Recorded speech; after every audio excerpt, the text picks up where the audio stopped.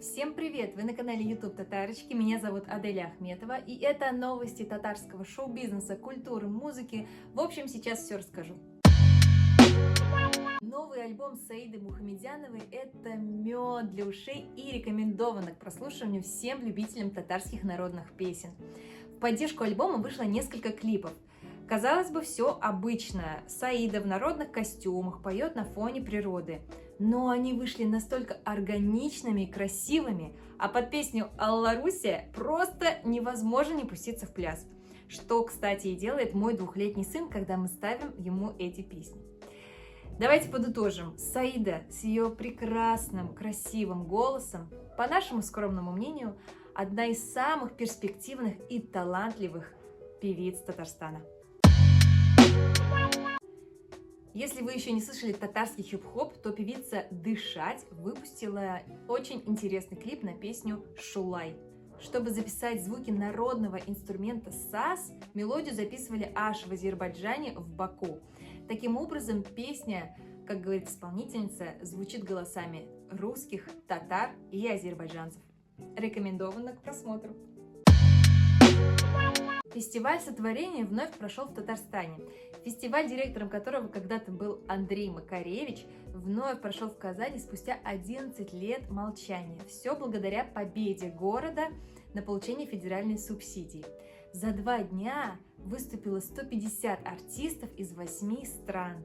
Вот что по этому поводу говорит мэр Казани. Фестиваль – это про новый, сформировавшийся за эти годы мир.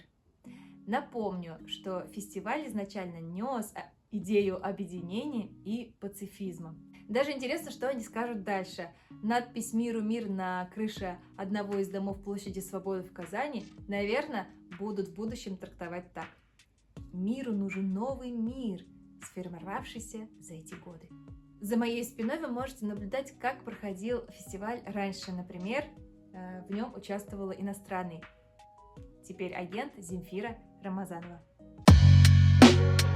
Исполнитель Усал выпустил классный клип, от которого у консервативной части татар просто подгорело. Привычная картинка Сабантуя разбавлена оторванными головами, злыми шпичмаками и даже сценой секса. Но комментаторы сходятся в одном, что клип – это критика современных сабантуев, где можно, например, увидеть продажу алкоголя, шашлыки из свинины. А что вы думаете по этому поводу? Dirt Fest прошел в Казани. Считается, что Dirt Fest является альтернативой или заменой Tat-Культфесту. А почему Tat-Культфест закончился, об этом рассказал основатель фестиваля Адель Такезе в интервью для радио Затлык, который является иностранным агентом. Адель сказал, что не хочет, чтобы Tat-Культфест становился пропагандистским. Dirt Fest прошел в Казани 30 августа, в День суверенитета Республики Татарстан. На нем выступили самые крутые артисты Татарстана, например, группа Гауга. Рекомендую всем послушать. На онлайн-площадках, например, на Кинопоиске, вышел самый обсуждаемый среди татар фильм Ильшата Рахимбая «Микулай». В составе российские звезды Виктор Сухоруков, Варвара Шмыкова, Иван Добронравов. С одной стороны, фильм получил хвалебные отзывы от самих татар, но и с другой стороны получил критику от Крешен, которые считают, что фильм выставил их в невыгодном свете. На данный момент рейтинг фильма на том же Кинопоиске почти 7 баллов. Смотрели ли вы фильм? Что думаете по этому поводу? Пишите в комментариях. Другой фильм, который разрывает татарское информационное пространство, это фильм режиссера Байбулата Батулы «Бери да помни». В ролях Роза Хайруллина и отец Байбулата Рабит Батула, известный татарский писатель.